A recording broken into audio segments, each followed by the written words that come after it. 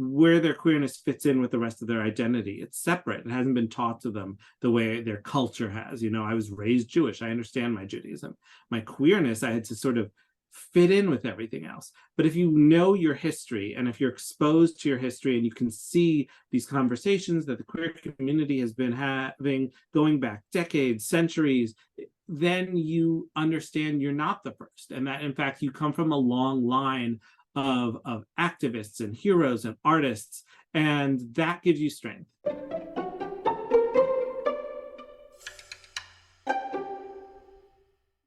Hi, everyone. Welcome back to the Ivory Tower Boiler Room. I am so thrilled to be joined with a repeat guest, which you all know out there, I love having the repeat guests on the Ivory Tower Boiler Room. So let me read a little about our guests so you can guess. Okay, you can guess who is behind the Zoom screen, so to speak. So the following guest writes books for people of all ages, most recently Lavender House, which the New York Times says, quote, movingly explores the strain of trying to pass as straight at a time when living an authentic life could be deadly. His prior novel, Camp, which we had him on for, was a best book of the year from Forbes, Elle, and the Today Show.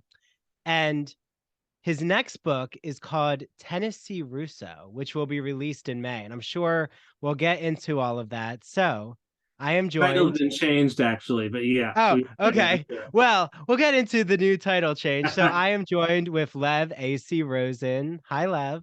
Hi, thanks for having me back. Of course. And I mean, well, I was going to say such a different change of pace, but I think in some ways, in terms of genre. So we're here to talk about Lavender House. And last time we had you talk about Camp, which is such a young adult, queer, openly queer novel that looks at the dynamics between going away to camp and exploring your sexuality. But now we're more into the hard-boiled detective meets the queer novel type of genre, which is so fascinating. So, like, do you see similarities between Camp and Lavender House? I mean, I can if I want to. Mhm. I didn't think of it that way. I write what interests me, and I read widely, so I write widely, and I basically just, go to whatever genre story interests me next. So I don't really think of it as one evolving to the other, but I think they do both deal with the idea of what a queer space means, and what it is to have sort of a queer community, and what it means for us to sort of maintain and not patrol, maintain and upkeep that queer community, especially when there are disagreements or murder inside of it. So while camp was at this queer summer camp, and it was like very happy, then it was a rom-com, it was still this queer space. And Lavender House takes place at the titular Lavender House, which is also a queer space. But other than that, yeah, I think that the genres are very different. Yeah. Well, and something that fascinates me is like the young adult too. Well, I mean, I'm reading Lavender House as an adult fiction novel, just in my own head. Is that how you categorize it? Like, do you consider it adult fiction? Yeah, yeah, it's Oh, okay. adult historical fiction. Yeah. If it was young adult, it would be under LC Rosen as opposed to Lev AC Rosen. That's how I distinguish. Well, and so this isn't your first adult fiction or historical fiction novel, is it? It's not my first adult fiction at all. No. I have two other pieces of adult fiction. One was a steampunk rom-com, so you might be able to call that historical, and the other was a futuristic noir, which you cannot really call historical. So it's my third adult book, but it's the first traditional historical mystery I've written. Yeah. Well, and I just love that I know this has been shared around a lot, but Lev's book is on Book Page, which is one of my favorite, like, library magazines, I guess you would consider it, but The House That Noir Bill, and I'm holding it up for everyone who watches our Patreon videos. That's a plug for Ivory Tower Boiler Room Cafe on Patreon, where all the video episodes are. But, on Instagram, I'll make sure we post this with your Book Page cover. But what did it feel like to actually, be featured for the November issue and just have The House That Noir Bill spread across the cover of the magazine? That was exciting. I knew they were using the cover a little while before it came out. But I didn't know what like the title or anything was gonna be, anything like that until I saw it. And I was like, oh my goodness, this is very fancy and like what's the subtitle? Hold it up again. I have my copy in the other room. But underneath that it says like uh Oh, Lev AC Rosen breaks new ground for noir in Lavender House, a compelling queer mystery in 1950 San Francisco. And that part, I was like, I don't know if I'm breaking new ground, guys. That's a bit much. I'm not that cool. Because there are other queer, there's queer historical noir. I'm not the first one to be doing this. But it was extremely exciting. And I really owe all of it, I would say, not to the book, but to the cover artist, Colin Verdi, who created this amazing illustration, and the cover designer, Katie Klimowitz, who did the fonts and organized the whole cover. It's such a beautiful book, and if it weren't for this, I think it's the image that really got it on the cover more than anything I did. well, because there's this female figure, and well, you could describe it, but it's, literally lavender, the color, and playing Yeah, around with like the flower and intertwining. Yeah, it has the noir feel to it. yeah, it's a floral wallpaper with a silhouette of a woman sort of as a spotlight, and there's some rabbits on it, and one of the rabbits is dead, and the lavender and the wallpaper pattern is dripping blood. It's really great. There's so many details that I didn't catch at first, and like you just keep going back to it and seeing them. And then the actual cover itself, it has like a hidden rabbit in spot gloss on the back, which I love, Oh, and it's got these amazing end pages in the wallpaper pattern, including a hidden rabbit in the back.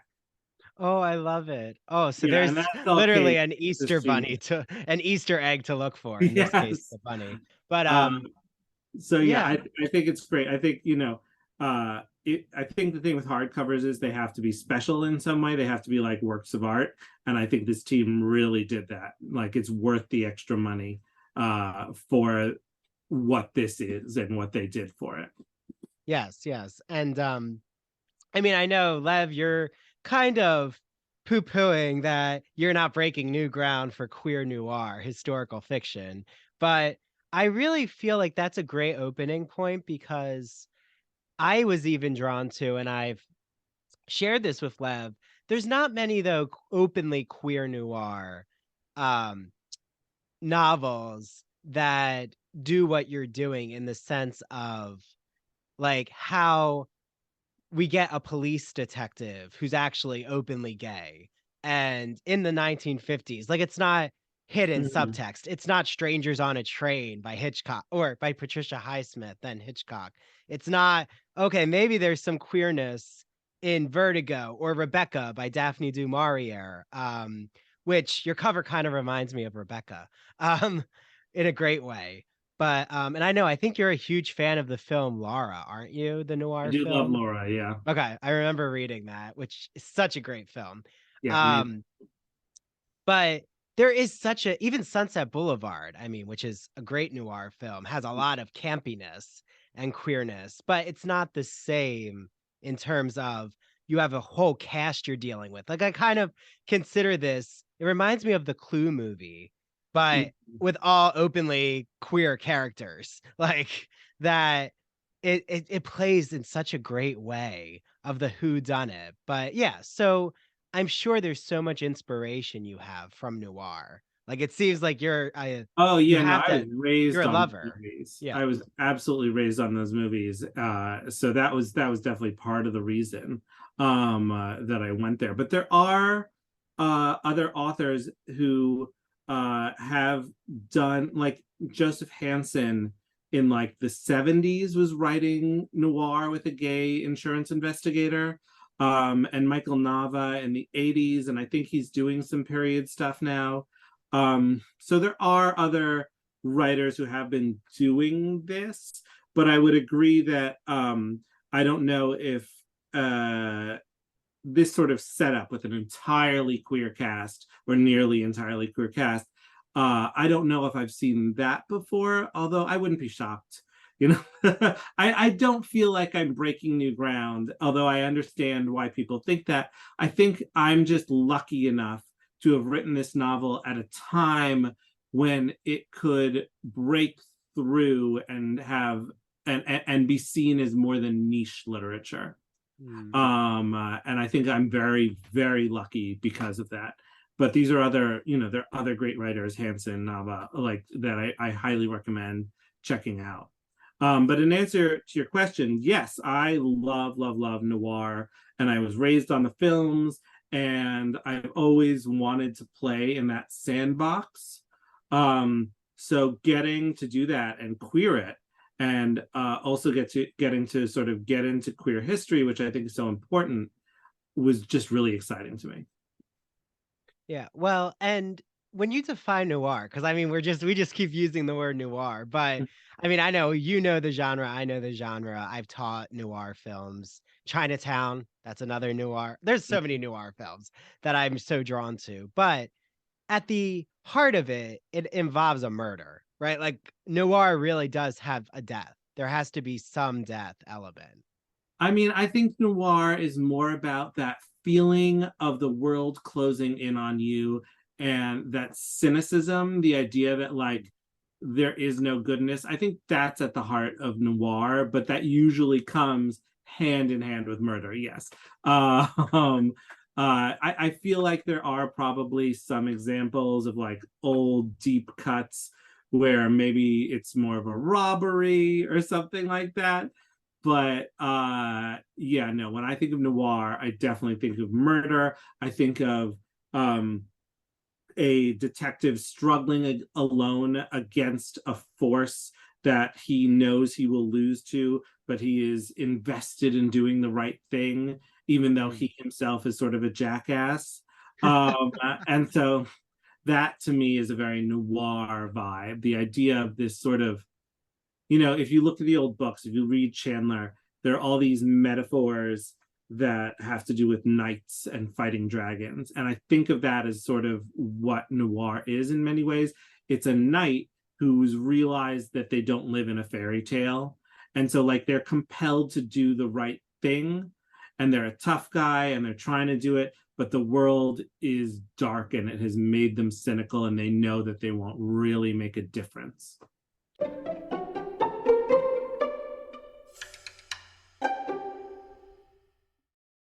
Your brain needs support, and new Ollie Brainy Chews are a delightful way to take care of your cognitive health. Made with scientifically backed ingredients like Thai ginger, L-theanine, and caffeine, Brainy Chews support healthy brain function and help you find your focus, stay chill, or get energized. Be kind to your mind and get these nootropic chews at ollie.com. That's OLLY.com. These statements have not been evaluated by the Food and Drug Administration. This product is not intended to diagnose, treat, cure, or prevent any disease.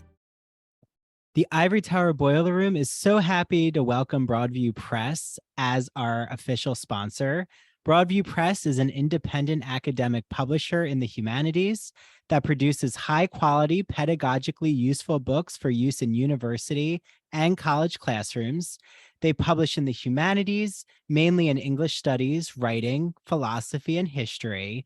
They always publish with an eye towards diversity, so there is a strong list of titles from women, people of color, and other authors from marginalized groups. In the summer of 2022, they launched their new Broadview anthology of American literature, which increases diversity in the classroom because it rethinks the American canon and breathes new life into the American Literary Survey. It's actually been called, quote, the new gold standard in the field. I love using Broadview Press text in my own classroom at Stony Brook University. I can't wait to use the new Anthology of American Literature when I have the opportunity. And for all of you out there, Broadview Press has given us the official code Ivory Tower for 20% off site-wide on broadviewpress.com. Again, that is code Ivory Tower for 20% off.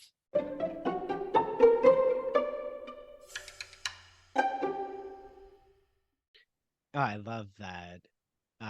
How you describe Raymond Chandler's symbolism.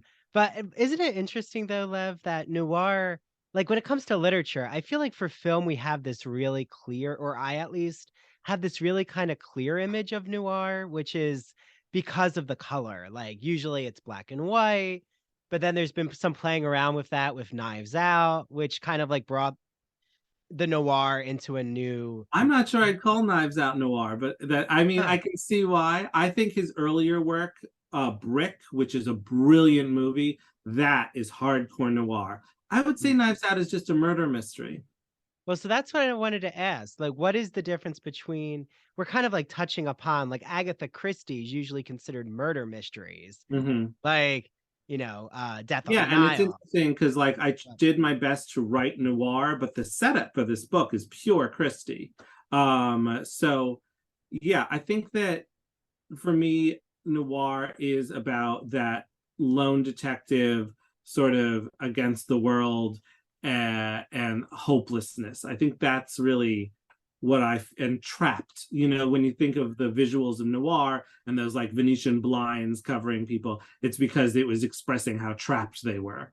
So that's what I think of noir being. But it can be other things, and like especially in the film, talk about Laura is a noir film, but it's also very romantic, and it ends, even though it ends sort of tragically with some violence and like a horrible exposure, it also ends with this couple having found each other and like facing the world and the evil together. And I think that is something that is more in the movies than the books because of the Hays Code.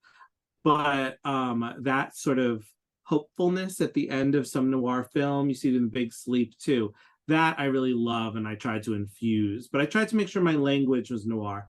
To me, Christie is more about in Christie and traditional murder mysteries, you get a sense that justice will prevail, which I don't think you get in noir. And I got that sense in Knives Out, which to me was almost a fable in this guise of a murder mystery. And I love Knives Out, don't get me wrong, but I would consider it, the key, sort of aspect of it is this woman who throws up when she lies, which is a touch of fabulism right there. Like, and so the idea of the crime being solved using that to get a confession, that to me, it feels very much like a fable. It feels like we're talking about like, you have to sort of hide your goodness to make others expose their badness. It feels moral in a way that I would not say noir feels to me.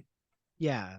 And you usually trust the detective carte blanche. Like in noir, you're really kind of questioning the detective's motives. And we definitely do that with, your protagonist in Lavender House. But like you're having me think about how much we question in Vertigo, you question the actual I forget if he's an inspector, detective. Well, that's right, because the whole thing is he has vertigo because with his vertigo condition, he wasn't able to save his partner at the beginning. And like Yeah, that I haven't seen constant. Vertigo in a real long time, but that sounds right. Yeah, but like another genre that I think is so close, or noir has, they all kind of have elements of each other. Like noir is built on the murder mystery, but it also has horror in a way. I mean, there's moments like Psycho is not really about the shower scene. Psycho, there's like an hour of like things you wouldn't consider horror necessarily. Like the elements that we usually don't talk about Psycho, or even The Shining. I mean, The Shining is really all about psychology. And or it, right? I mean, I think Stephen King plays around a lot with psychological horror, which kind of, has elements of noir. But that's what I love, is nothing is ever what it is. It's all messy. Like it Mhm. all, you can defend it in different ways. But like there is a horror at the element of Lavender House, which is sexuality, like not being able to be open Mhm. about, you know, being openly gay or lesbian or bisexual, or even like feeling confident you can call yourself these terms. So I know you have this quote that really is, I'm so incredibly drawn to, which is queer history is always hidden and rewritten, in your opinion. Like anyone who does a queer historical novel, or I guess you would just say anyone who's doing queer history in general. So, Mhm. what do you mean by that quote, Lev? Well, I think that when we look at queer history, it wasn't until recently even that queer history was taught at all in schools, and usually it was taught starting with Stonewall. But the truth is we existed before that. There's the Mattachine Society, which was started in the late 40s, a gay rights organization. And that's the sort of stuff that we're not taught about, and in fact is sort of actively erased from our historical memory, because it goes against the narrative that straight people want about queer history, which is Mm. that we had this one great uprising, and then everything was hunky-dory. And before that, it was very sad, but it wasn't, queer people didn't really live their lives. They weren't living queer lives before that. But, there were gay bars all over San Francisco in the 50s. And,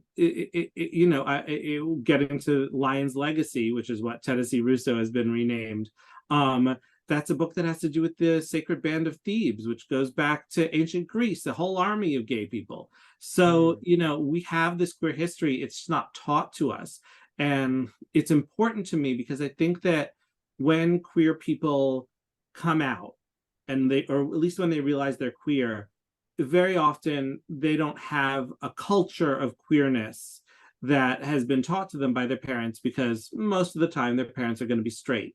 And so they can very much feel alone and like they're the first one, not like the first gay person, but the first gay person in their particular circumstance, the first gay person like this. There's no sense of where their queerness fits in with the rest of their identity. It's separate. It hasn't been taught to them the way their culture has. I was raised Jewish. I understand my Judaism.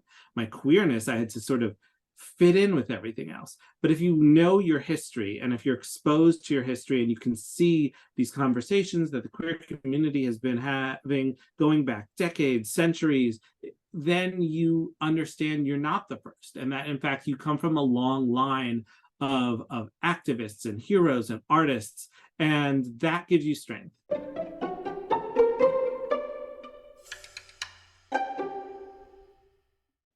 Hi, this is Andrew. So, as some of you might know, I've been such a fan of the Gay and Lesbian Review, bi-monthly magazine of history, culture, and politics that publishes essays in a wide range of disciplines, as well as a slew of reviews of books, plays, and movies, and a number of special features, such as artist profiles and the popular art memo column.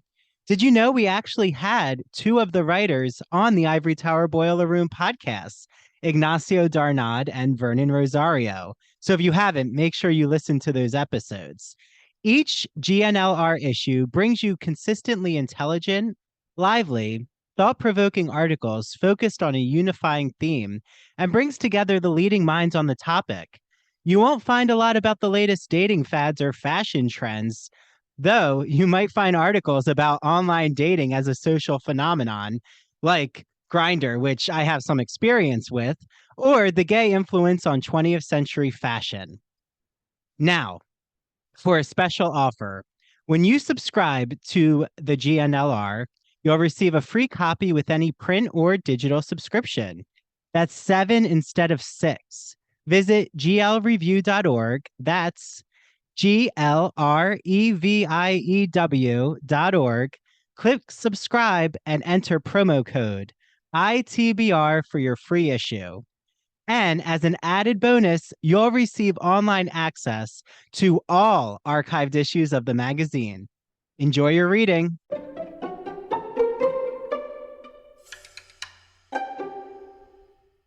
And I think that's really important. And that's why I like exploring queer history. But at the same time, I'm not a historian. I know I'm not a historian. And I think that sometimes pure history books can be somewhat inaccessible, at least for me. I read them for research, but I'm not someone who is like, I would love to read this queer history book right now for fun. And so I try to make it what I would think of as fun. And so I put it into mysteries, to adventure novels, whatever. And that is, to me, really exciting and important because there is all this queer history that queer people don't know about, and I get to help them know about it. I get to unerase it.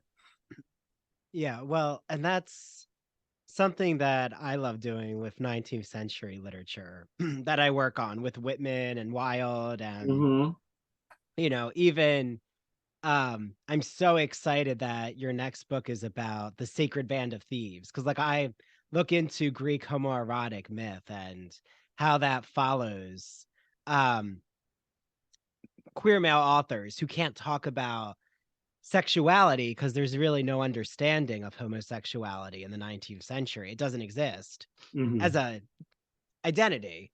I Yeah. mean, right, the acts, like the behavior exists. It's just not a category. Yeah. So like, yeah, they rely on the sacred band of thieves from um Whitman, Wilde, especially Wilde, um, who was a Greek scholar. Well, knew Greek. He was going to become a Greek scholar, but didn't. But he would be so excited to hear you having done this historical fiction novel on the sacred band of thieves because it's all Well, it's not, I mean, it's not yeah. historical fiction exactly, but it deals with the sacred band of thieves. Yeah. In that it's sort of a YA Indiana Jones vibe, like this Ooh, teenager whose father has a reality show archaeologist, and oh, uh, that's cool. they try to find the wedding bands, which are completely fictional, of the sacred band of Thebes, which is a true or a completely real his gay army in ancient Greece. And so, Yeah. temples, traps, stuff like that. So I have a feeling you're going to be using a lot of Greek myths. Just the one. Just the Okay. one. Okay. Do we get any Apollo or No, it's about the no? sacred Oh, band, okay. and so the focus is on Hercules and Iolaus. Oh, okay. Well, I will have you back with that, Lev. So that's a teaser for everyone out there. But actually, you do use Greek mythology in Lavender House. Um, like I remember there's some moments where like some characters are using allusions to Greek mythology. And I found that that was Pearl is a interesting. scholar. Yeah, Pearl Yeah. is a scholar who is studied the classics and is very familiar with Sappho, especially. Yes. And she talks a little bit about Karen the ferryman and how you need the two coins on your eyes, and the thing is the thing that she tells Andy that's important, because Andy has sort of spent his life, well, his recent life being extremely alone. He was a cop, but he went to these gay bars, and he would just go to the gay bars for physical release, but he wouldn't actually try to befriend anyone. And then he would have his cop life where he also couldn't really befriend anyone because he was afraid they'd figure it out. And so she points out to him that the only way, I believe he says, 2 coins seems pretty cheap for a trip to the Yes. underworld. And she says, yeah, but you have to have someone else to put them on you. And that's really what it's about, this idea of, you need someone there for you when you die to make sure you make it across the river. And that is the theme that I think she really wants to impart on him. Yeah. Well, and can we just say how eccentric those who are living at Lavender House? It's almost as if they are in Grey Gardens. Like I kept thinking of like Grey Gardens and the Bouvier Beals, and I was even thinking like Irene Lamontaine, the soap magnate. She Mhm. almost seems like an Estee Lauder, which I love. I'm like, there's this like eccentric woman who's mysterious and I mean kind of seemed like maybe a Norma Desmond type. Um uh who everyone is kind of tiptoeing around. I don't know if you were like borrowing from Anna Wintour stories of No. being like this kind of mythological woman, but like just with Irene, like before we get into Andy and you know his queer layers, but just starting with Irene, like why a soap magnet? Like what was so inspiring for you of okay, this has to be the business that is the Mhm. entrepreneurial business for the safe house for queer people. Well, it came sort of backwards. Like I said, I'd always loved noir, and I'd sort of been looking for a way to do a queer noir. And it was while I was watching an adaptation of an Agatha Christie book, Ordeal by Innocence, and it was very campy, and I enjoyed it very much. And I remember watching it and thinking this would be so much fun if everyone were gay. And that suddenly became my way in because I was like, I could do that as a noir, even though it's an Agatha Christie setup. Um, and so I started reading, and you know, I knew I wanted it united around a lavender marriage, which is when a gay man and a lesbian would marry for appearances. So that was the spark. And since Christie had sort of inspired it, what I did was I started reading some more Christie, and one I liked a lot was Crooked House, and I love the title too. And I kept thinking to myself, what a great title. I wonder if I could use that. And so I was like, I can make it Lavender House for their lavender marriage. Except if that's the case and they're really calling it Lavender House, they have to have another reason because they can't call it Lavender House for the lavender marriage because people will be like, what now? Like that would give away the secret. So they had to have another reason. So they must have lavender growing around. And I was like, why would they have lavender growing around? And that's when I realized it would either be perfume or soap. And I went with soap because it meant it was scarier. You know, it meant everyone had to stay squeaky clean. You look at 1950s soap ads, which I started to do like religiously after I figured that out. And like that model of a heteronormative family is what they have to perform in order to sell their soap. And so that was much higher stakes than like sort of sexy perfume. And that's why it was soap, because of the title. It was backwards. Yeah, yeah. Are you surprised? Am I the first one who's talked about Grey Gardens with you? Yeah, I'll be honest, I Oh, don't good. quite see the comparison, but I'm glad you do. Well, I think it's more in the campiness because, like, talk about a campy mother.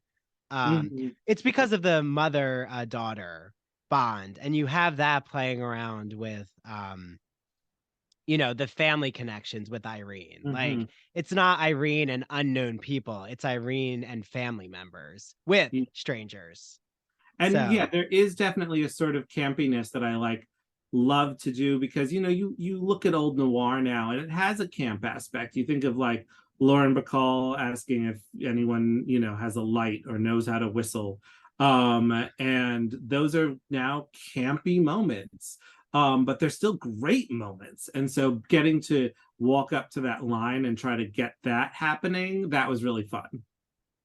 yeah. Well, and something that you've touched upon, but to go in a little depth with the history is like Andy, you said he went to our detective.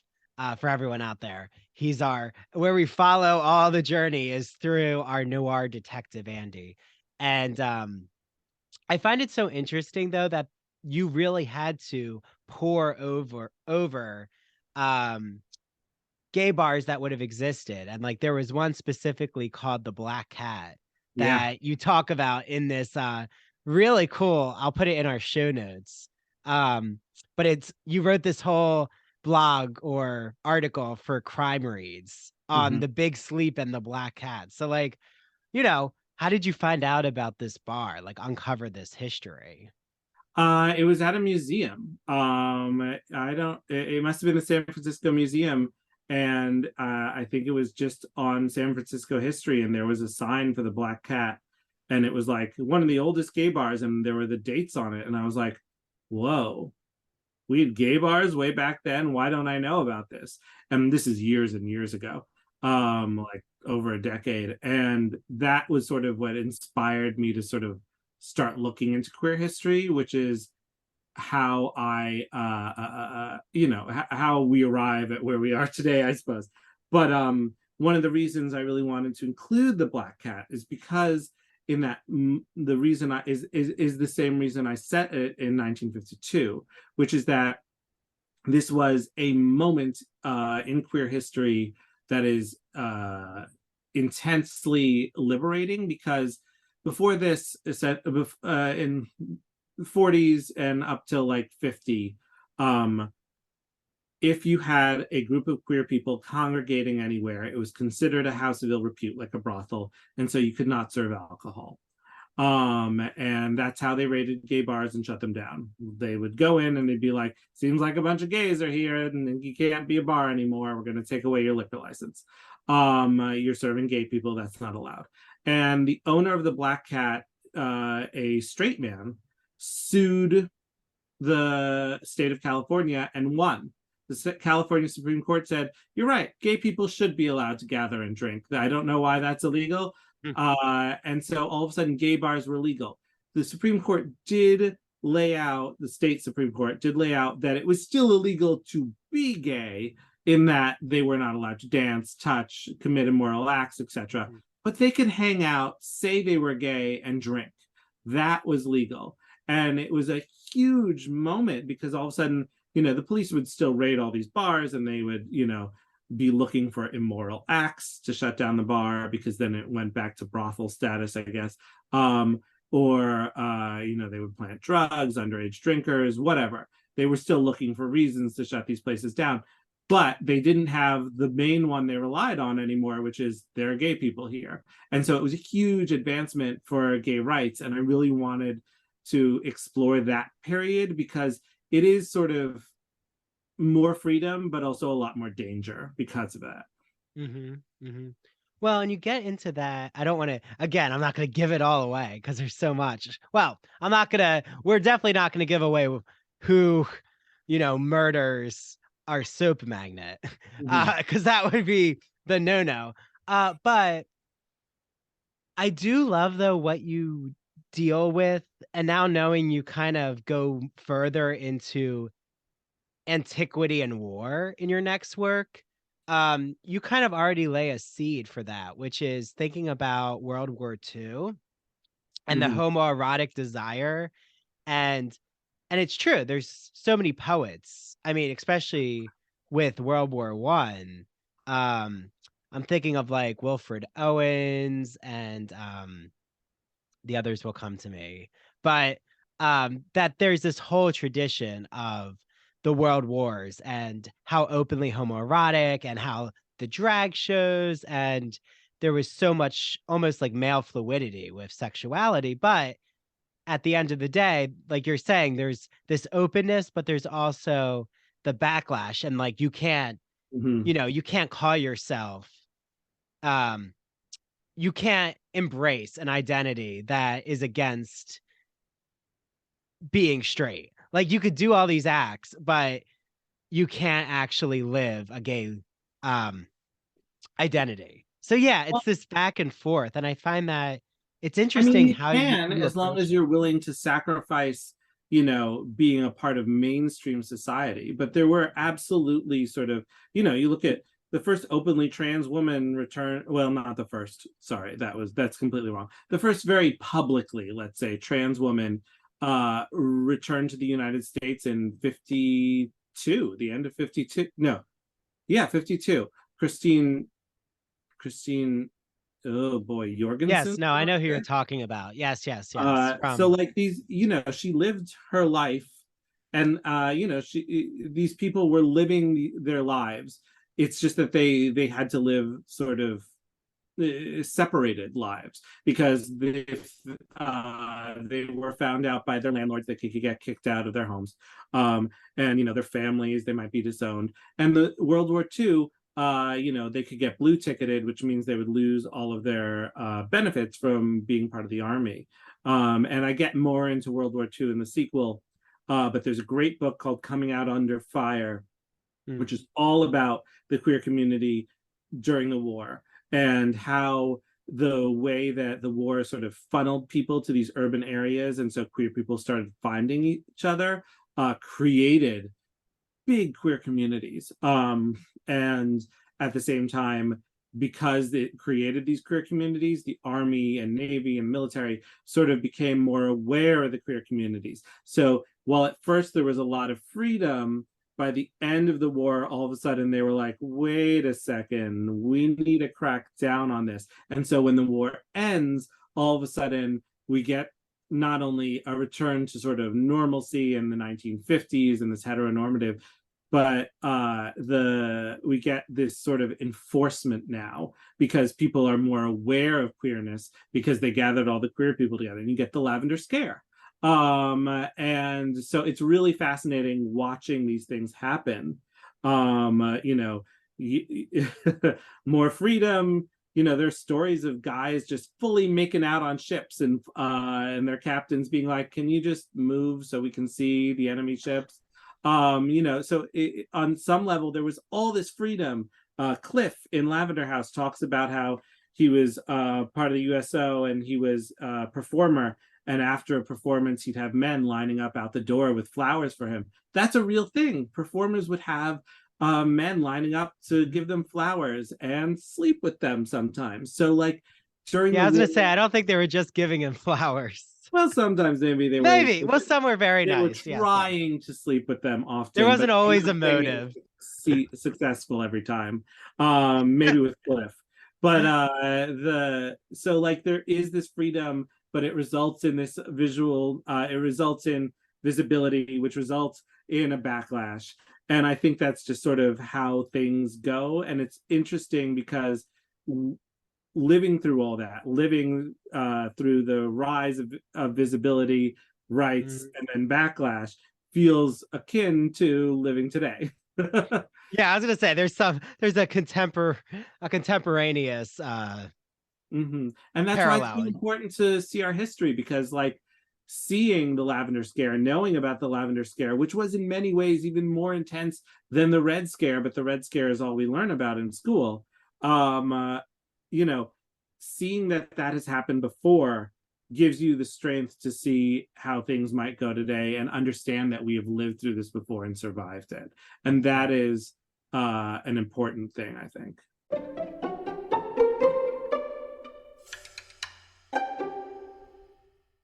Hey, True Crime and Ivory Tower Boiler Room listeners, listen. The holidays are literally right around the corner, and I know that some of you are scrambling to find that gift for that person on your list who is just so difficult to buy for because they have everything, or you're sitting there in your home and you're realizing that there is this space in your house that just is begging to be decorated, but you don't know what to put there. Well, I'm here to tell you that Mandy Made It has the answers to all of your holiday needs. Mandy Made It makes the best handmade crochet and cricut items I have ever seen. And I mean, literally, she can make anything. The customization options are literally endless. So go to @MandyMadeIt on Instagram and search Mandy Made It on Facebook. Slide into her DMs and order your customized holiday gifts and decorations today. That's @MandyMadeIt on Instagram. And Mandy is spelled MANDEE. Once again, search Mandy Made It on Instagram and Facebook. Slide in her DMs and order your gifts or holiday decorations today. As a Long Islander, I was so excited when I finally found a med spa that totally matched everything I wanted. I was looking for a good facial place, a good place that had skin products, and guess what? In my hometown now of Port Jeff Village, there is Skin Med Spa, and I'm here with the owner, Lauren, who's going to explain to you all what kinds of services are offered, products that are offered, and why you should come to Skin Med Spa if you're in the Long Island or New York City area.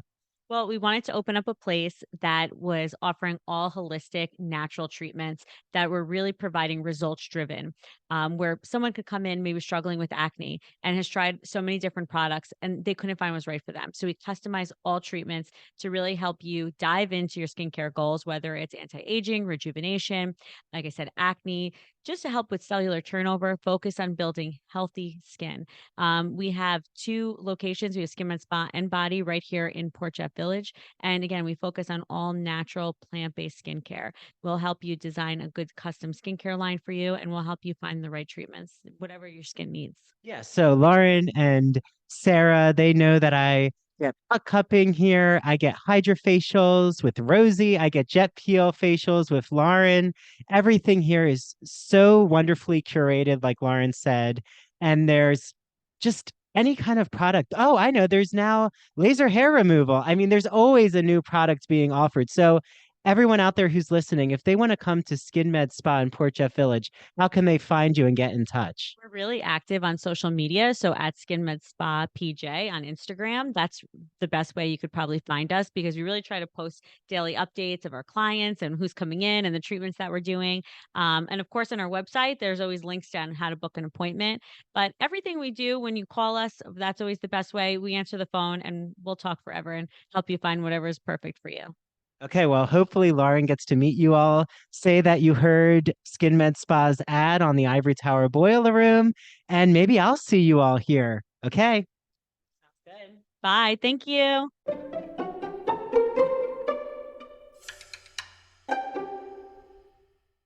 Yeah, and it really all comes down to censorship of ideas, of especially progressive ideas or these open, especially with McCarthyism and the Red Scare, that it was really a lot of Hollywood intellectuals who were kind of trying to fight against the censorship system of what was happening in films. And I don't know, I always talk about how Marilyn Monroe and Judy Garland were on that list and they don't get talked about. Oh, and Lena Horne. I mean, there's a lot who are trying for progress. But something that, it's Christine Jorgensen.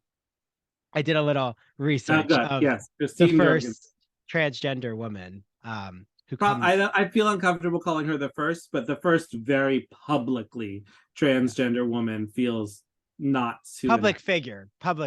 Yeah, let's say that. I'm sure someone will tell us we're wrong, and we probably are, and I respect. And that's okay. They could, but like, yeah, in a Hollywood image way. Operated as a a nightclub act for a decade after coming back after her transition.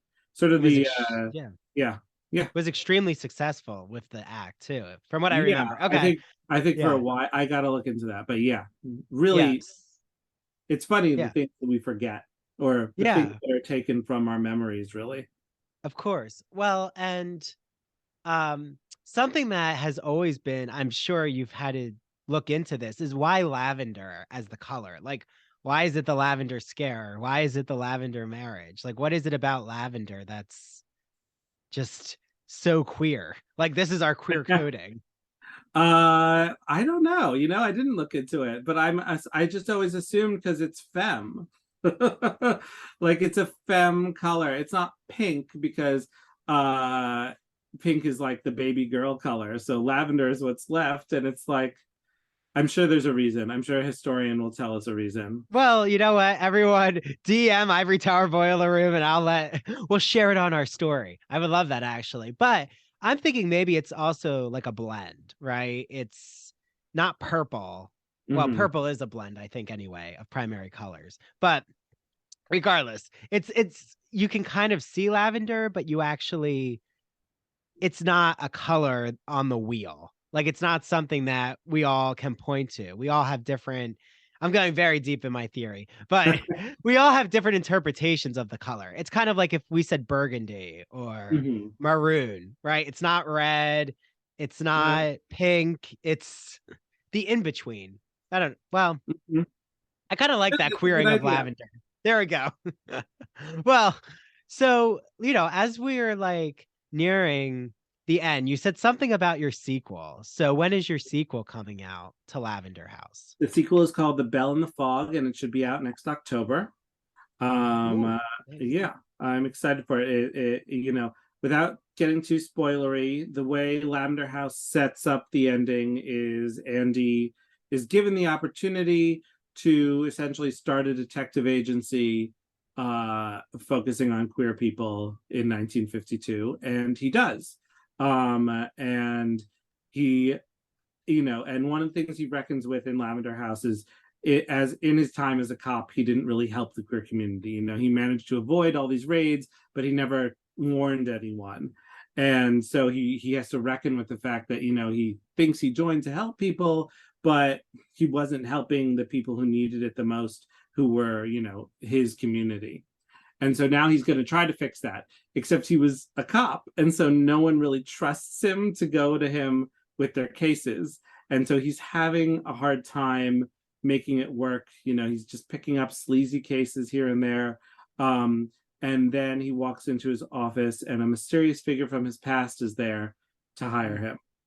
And that's all I'll say about that. I will say some other characters from Lavender House continue, including more minor ones. There is a minor character who becomes much more major in the sequel. And one of the cast of suspects becomes, continues on in the next book. And by the time you get to the end of the book, it becomes pretty clear who that would be. But yeah. And then there's a cameo from one other. Well, I have to say, without giving anything away from Lavender House, I love this. I love whenever Andy is flirting, like debating, is he actually going to make out with Cliff, or is he going to let Cliff, put his hand all the way up his leg? Like, I hope there's a lot of those moments. There's homoerotic, psychological, tense moments. It's so 50s. I mean, there's a sex scene in the sequel, I can tell you that much. I mean, we're not done with that, so who knows? But there's currently a sex scene. Well, if there's any role playing with little Edie in the sex scene, I know what happened. I'll be like, Lev, he took my Grey Gardens idea. No, I'm just kidding. That would be an odd. That would be an odd weird, and also psychic, I think. So, well, that's true. That would be a revolutionary costume moment that I don't think anyone needs in the bedroom. There is a character who does he wear a scarf around his head like that? No, he doesn't. He has a scarf, but he there's a lot of scarves to hide people in various scenarios, but none of them do the wrapped around the head thing. I don't think. Oh, okay. Maybe that's already in there and you could be. Oh, we'll have to see. Okay. But one of my final moments is just I finally went to San Francisco for a conference on queer history in June and absolutely fell in love with the city. And I find that it's so interesting. Like, I know there's a reason that it's San Francisco and not, say, New York City and the history of the gay bars there, or Hollywood, which there's a history. Or why is the Lavender House not on Fire Island? So what is it? Is it because dealing with the other cities would have been, well, because you live in New York, there's that burden maybe, or is it because the Hollywood industry, then you'd have to deal with the film noir and it's complicated? None of that. I originally I did think it was going to be a New York set series, but as I did research on the various queer communities in these different cities, what I discovered is that many of them, New York especially, the queer community was heavily stratified. So there were the rich white gays, in Manhattan. Then you had poor Latina gays out on Coney Island. You had all these different queer communities, but they didn't intersect as much. And the same in Los Angeles. There was sort of the wealthier ones, and then the activist ones, and the poor ones. And I wanted since I knew I was setting it up as a series, I wanted more fluidity between those communities, and San Francisco had that.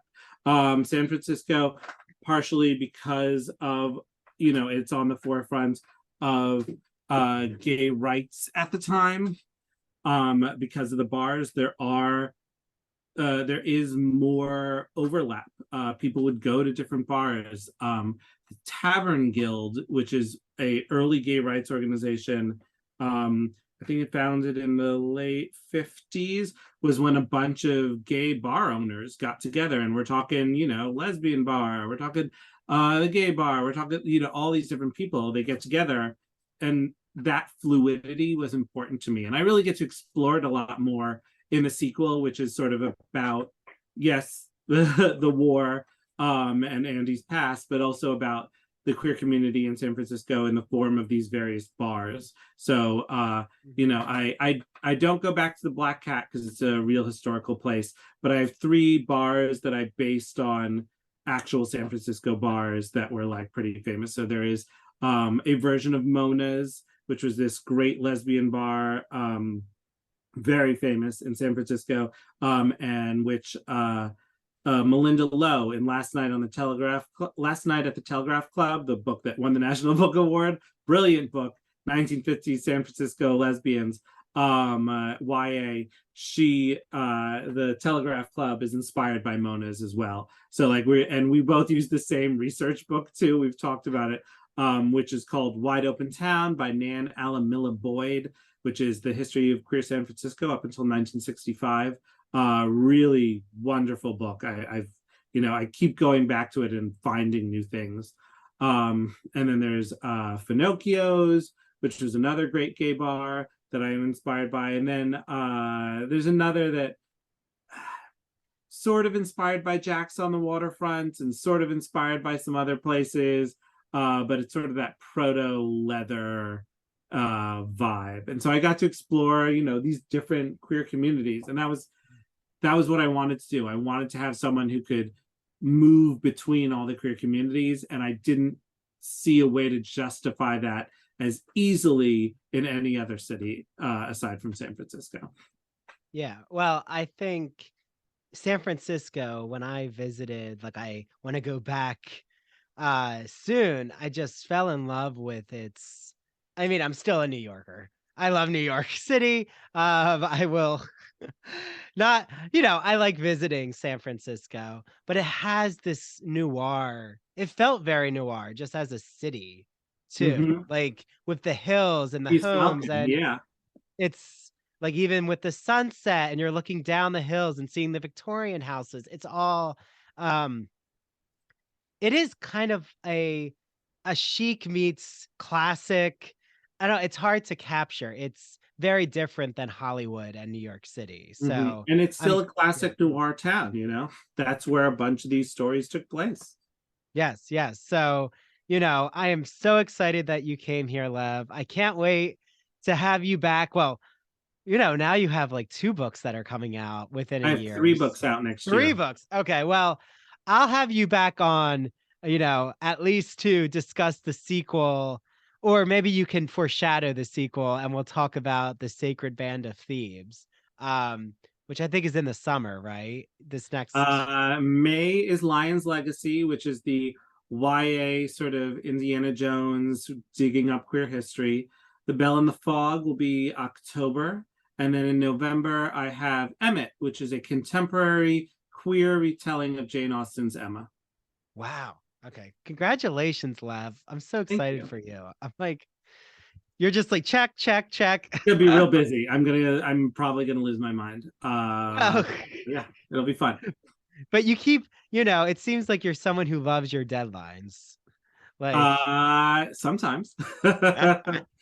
I know. That's all of us who are writers, right? Sometimes, well, we need the push. We all need the push. But again, is there any update you can give about Camp and Billy Porter? Has anything? No. Not allowed to talk about it. I'm so sorry. Okay. You can't talk about it. I'm not allowed to say anything. Okay, well, that's a good sign. Okay. But okay. So Lavender House, has there been any, I'm sure there's been buzz about filming. If there were, I wouldn't be allowed to say anything. Lev, oh, what are you doing to me? I am doing what my film agent would tell me to do. I'm not allowed to talk about this stuff until it is announced. Essentially, I'm not allowed to give you any information that isn't public. Oh, okay. Yeah, so once it becomes a headline, you could talk all about it. It's okay. Don't worry. Gregory Maguire has done the same with the Wicked movie. Well, he's given us some insider info, but it's all kind of speculations. So maybe you can speculate when you're back on, Lev, when it's announced. If I When were to anything's speculate, announced. I would say that, stuff happens and it's good. Oh, you're tight-lipped. I like it. Okay. But I also really want to shout out your audiobook performer for Lavender House. Oh yeah, Vikas. He is amazing. Very good. Yes. It's, again, I mean, I always love audiobooks, but I feel like Lavender House just that noir genre plays so well as an audiobook. Yeah, and I knew I wanted someone who can get that sort of gravelly tone and walk up to that line of camp and nail it. And I was so lucky on tour, I got to meet him in person, which I've never done with any of my narrators. And he's a delight, just one of the most charming men I've ever met. And he's so funny. And during the performance, when he was working on stuff, he would text me about like pronunciation of stuff. And, he would send me these audio texts like, so is it this or this? And I would be like, it's so exciting that you're saying these things. And I would have to do audio text back and hear my voice like, well, it's Lamontaine, sounding like Fran Drescher or something. And then he would do it and it would sound so elegant. But I think he's so talented. So many people who have listened to the audiobook have been shocked it's all one person because the voices are so different. It's just, it's incredible. It's really so impressive. Yeah. Yeah. Well, I was going to say, I thought I was actually interviewing Billy Eichner about Bros when I was talking to you, Lev. So I'm disappointed. No, you and Billy Eichner do have a similar cadence. Well, I mean, two gay Jews from New York City. Yes, that's exactly what it is. That's what bonds you together. Seth Rudetsky.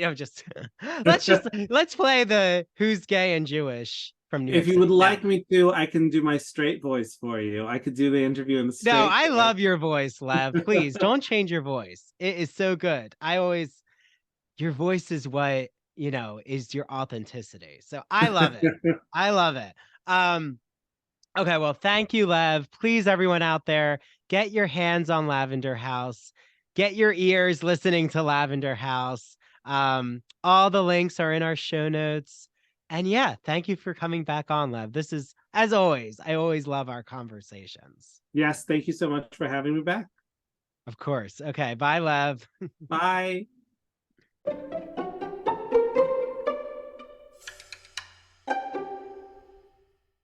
LGBT stories are universal, but each one speaks to the individual heart and soul of the writer telling it.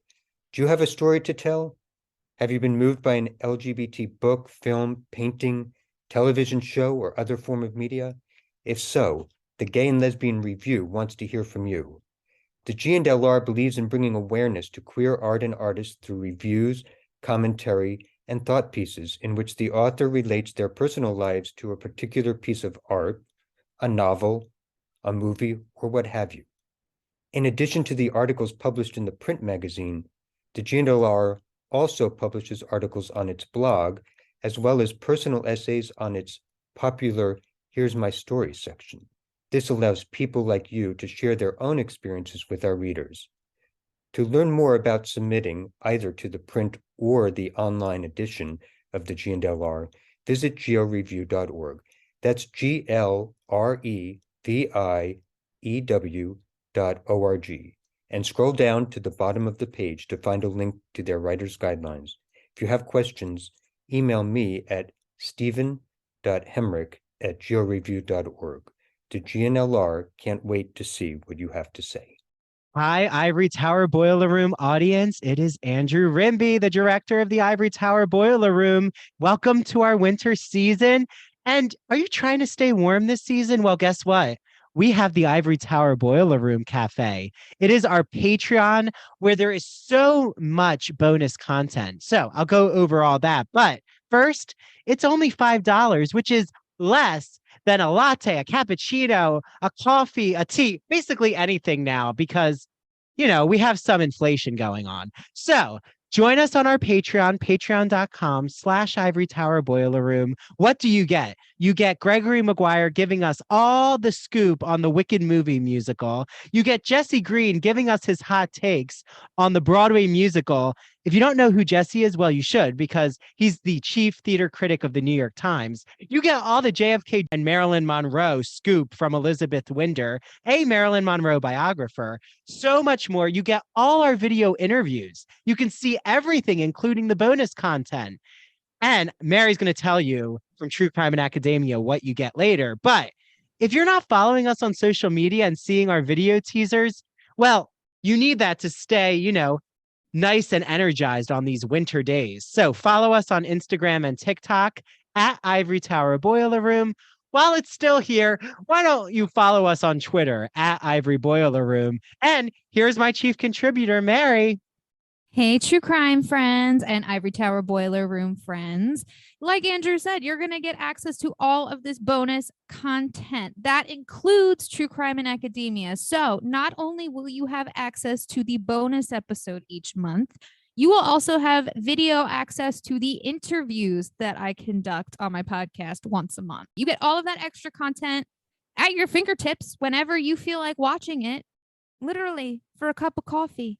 So why don't you just buy us one? That'd be so nice. We would appreciate that because we love your support already, but we could use a little bit more if you don't mind. Yes, we could. And also, hey, do you all know you can actually DM us questions at our social media channels? Yes. Also, why don't you ask us questions with our social media posts? We love it.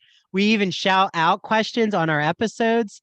And if you want, you can always email us at ivorytowerboilerroom@gmail.com to actually order our merchandise. So we have hats, we have t-shirts, we have posters, we have everything. If you want any merchandise with the Ivory Tower Boiler Room logo, we're going to make it happen for you. Okay, on that note, happy winter season, everyone. Happy winter.